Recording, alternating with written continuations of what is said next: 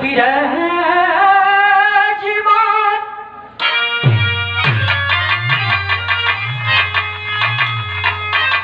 तू ही आदि शक्ति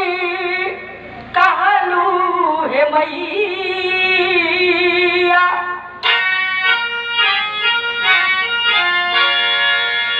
कई के असुरनी के नासली गलू जे उतनी में बास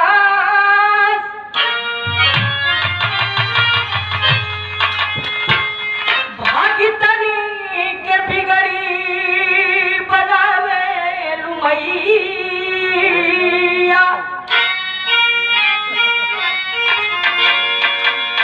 कहीं दुर्गा काली कहीं मई हरवाली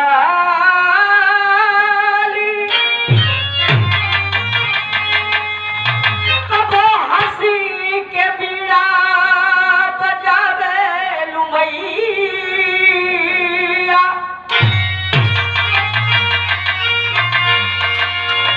ढोल के डमरुआ में बीड़ा के घुघुरुआ में कृष्ण के बसुरिया मेरा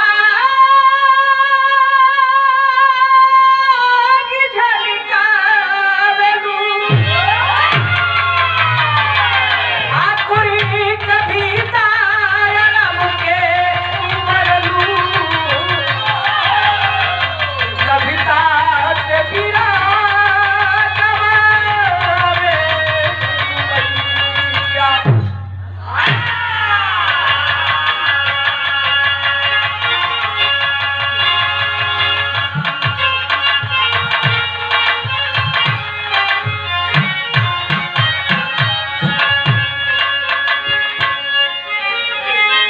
की पर्वतों के शीश पे स्वामी आपकी जयकार हो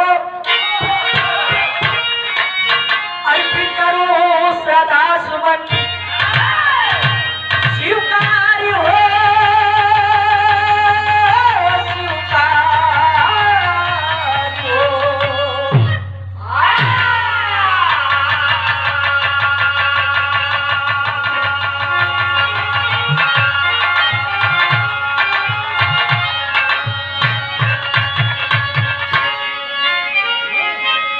आया है सो जाएगा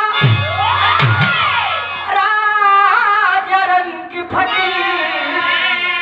कोई बीमारी पे चढ़ी चले कोई बंधे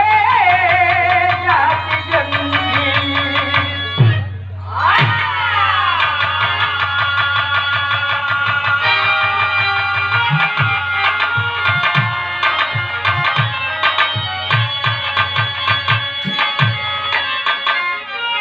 सद्गुरु स्वामी दीन बंधु के सदा झुकई बेमत दुखिया ऊपर दया करा जय जय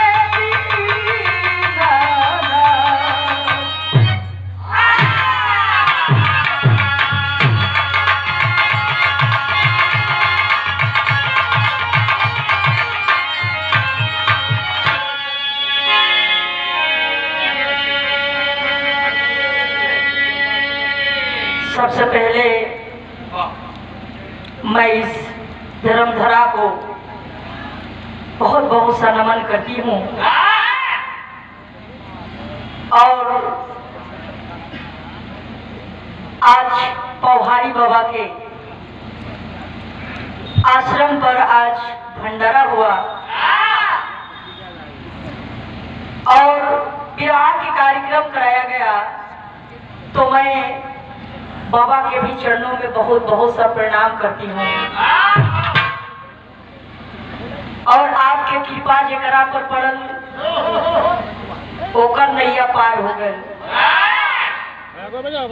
और अगल बगल से आए हुए बिरहा प्रेमी सम्मानित गण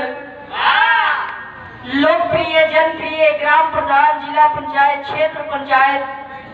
वर्तमान प्रधान और भावी प्रधान, आप सबको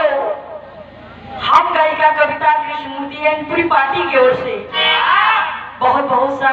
नमस्ते, प्रणाम, सलाम बा। और हम लोग के गाय जीवन मार्गदर्शक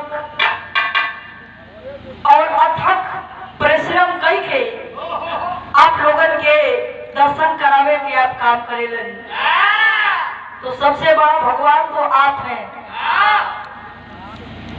प्रभागीय आप श्यामपुरन ठेकेदार साहब, लकी ईंट भट्टा के आप मलिकार साहब,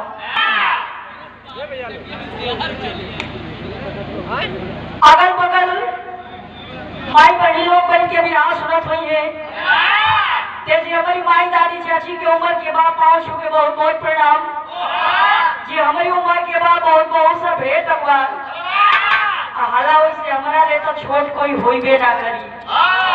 ऐसे की लाका नाम में बच्ची पैदा भइले कलाकार कभी छोटे होते हैं भाई साहब। ऐसे की सदे ले भाई के ना